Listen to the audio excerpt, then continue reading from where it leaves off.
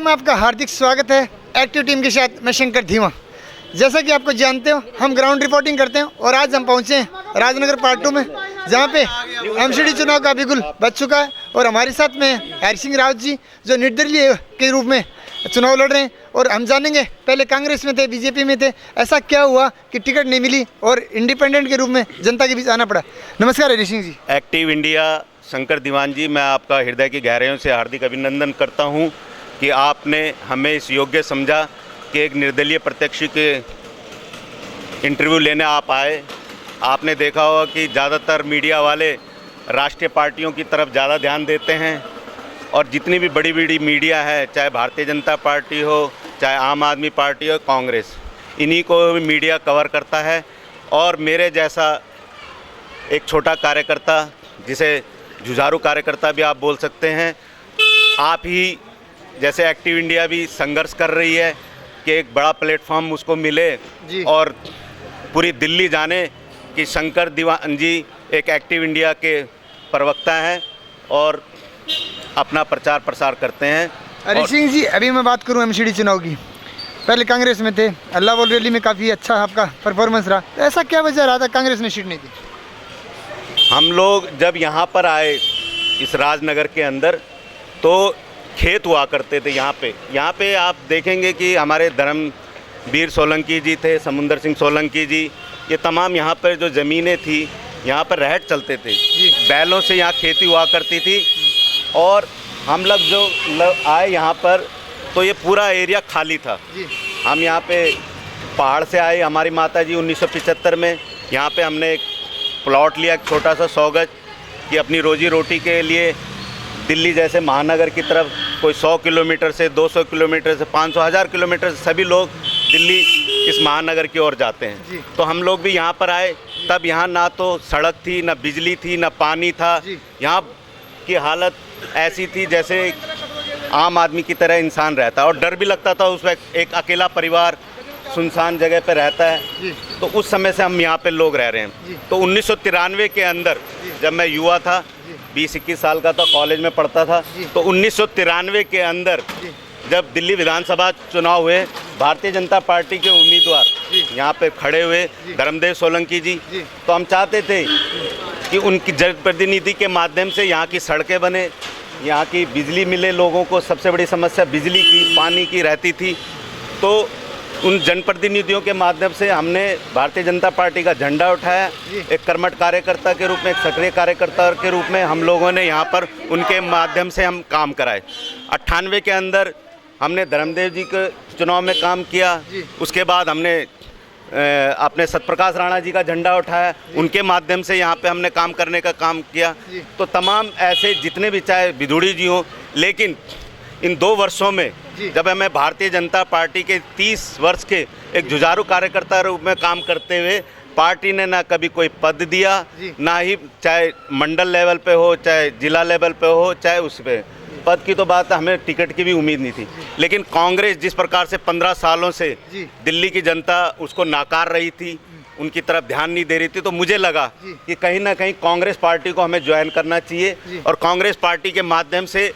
राजनगर की जनता का सेवा करने का हमें अवसर मिलेगा। 2 सालों से जो भी कांग्रेस की नीतियां थी, उस नीतियों के माध्यम से, चाहे हल्ला बोल रैली हो, हल्ला बोल में रैली में कांग्रेस ने आह्वान किया था महंगाई के खिलाफ, बेरोजगारी के खिलाफ, उसमें हम बस भर के लेके गए कि हमने जो भी उनके कार्यक्रम थे उसमें हमने भाग लिया और हमें पूर्ण विश्वास था कि पार्टी हमें टिकट देगी। लेकिन पार्टी ने टिकट नहीं दिया। तो टिकट नहीं दिया तो उसके बाद में जनता के बीच में गए, जनता के बीच में हम गए। हम जनता ने कहा, 2007 में हम लोगों ने चुनाव लड़ा, 12 में हमने चुनाव लड़ा, 17 में हमने चुनाव लड़ा, क्योंकि उत्तराखंड का व्यक्ति हर बार जब भी से नगर निगम हुई है, 2002 से नगर निगम का हुआ, लेकिन 2007 में उत्तराखंड के लोगों ने तय किया कि क्यों ना हम यहाँ की जो हमारा समाज है, चाहे बिहार से लोग आते हैं, हमारे उत्तराखंड से लोग आते हैं, राजस्थान से आते हैं, अन्य प्रदेशों से लोग यहाँ पे आके रहते हैं, प्रवासी लोगों का विकास हम खुद भी कर सकें। इसलिए हम लोगों ने निर्णय लिया कि 2007 में हमारा भी जनप्रतिनिधि यहाँ होना चाहिए और हम अपने समाज की और राजनगर की प्रगति करें। लेकिन 2007 में लोगों ने अच्छा समर्थन दिया, अच्छा प्यार दिया, 12 में दिया, 17 में दिया, और इस बार हमने मन बना रखा था कि अगर कोई भी पार्टी हमें टिकट नहीं देगी तो हमारे राजनगर की जनता ने कहा आप चुनाव लड़िए, और चुनाव के माध्यम से हम यहाँ पे किन किन मुद्दों को लेके आप जनता के बीच जा रहे हो? सबसे सबसे बड़े मुद्दे तो यहाँ मैं ये नहीं कह सकता कि इन 1975 से लेकर इन 50 वर्षों में, इन 47 वर्षों में राजनगर के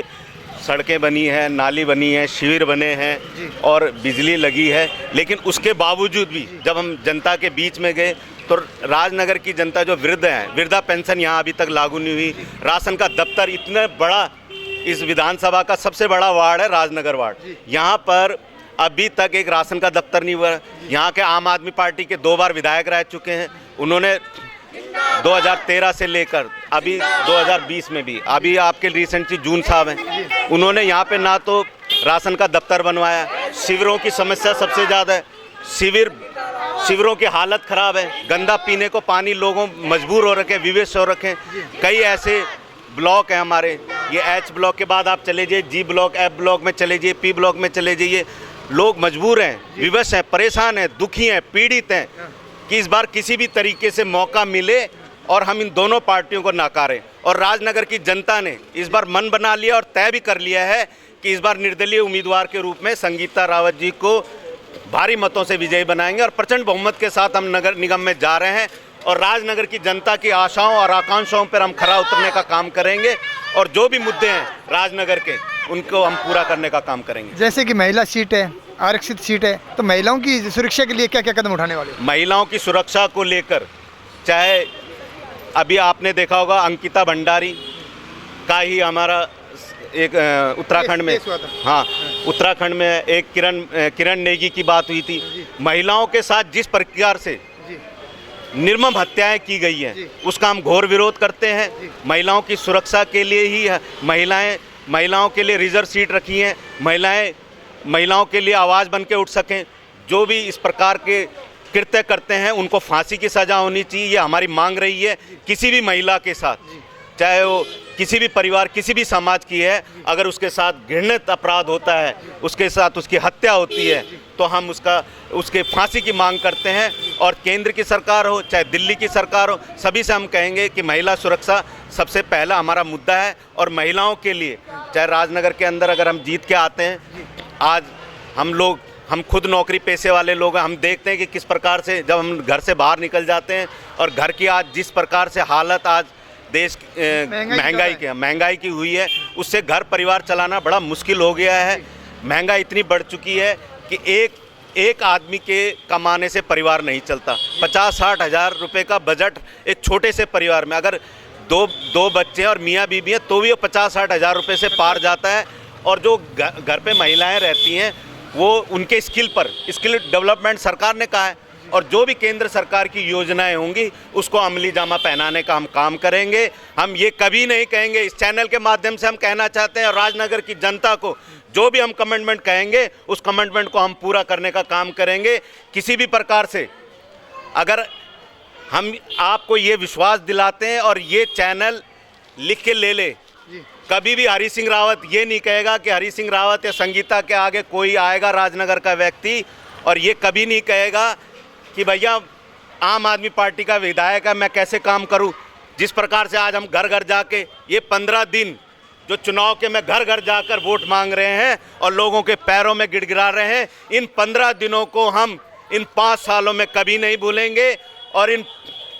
चाहे आम आदमी का पार्टी का विधायक हो उसके पैर पकड़ के काम कराने का काम करेंगे, चाहे भारतीय जनता पार्टी के सांसद हो उनके पैर पकड़ के काम कराने का काम करेंगे। कभी हम ये नहीं कहेंगे कि भाई विधायक आम आदमी पार्टी का है, बीजेपी का सांसद है, नहीं, हम उनके पैर पकड़ कर भी काम कराने का काम करेंगे, उनके हाथ जोड़ के भी काम कराने का काम करेंगे। कभी भी किसी भी प्रकार की कोई भी समस्या होगी उसको पूरा करने का काम करेंगे। बहुत बहुत धन्यवाद भाई साहब। जैसा कि आपने सुना हरी सिंह रावत को, उनका जो उद्देश्य है राजनगर का विकास है, और आने वाली 4 तारीख को ज़्यादा से ज़्यादा संख्या में आप वोट करें और एक शिक्षित उम्मीदवार को विजय बनाएं ताकि विकास हो सके और महिलाओं सशक्तिकरण जो हमारी शक्ति है उसकी जो जैसे स्किल डेवलपमेंट सेंटर हैं, लाइब्रेरी हैं, ऐसे काम हो ताकि जो महंगाई पे भी काबू पाया जाए और एक पढ़ी लिखी महिलाओं को एक रोजगार का माध्यम मिले। आज बस इतना ही, कल फिर मिलेंगे नई मुहिम के साथ। तब तक के लिए जय हिंद, जय भारत। आप हमारे चैनल को लाइक शेयर एंड सब्सक्राइब जरूर करें। वंदे मातरम, नमस्कार।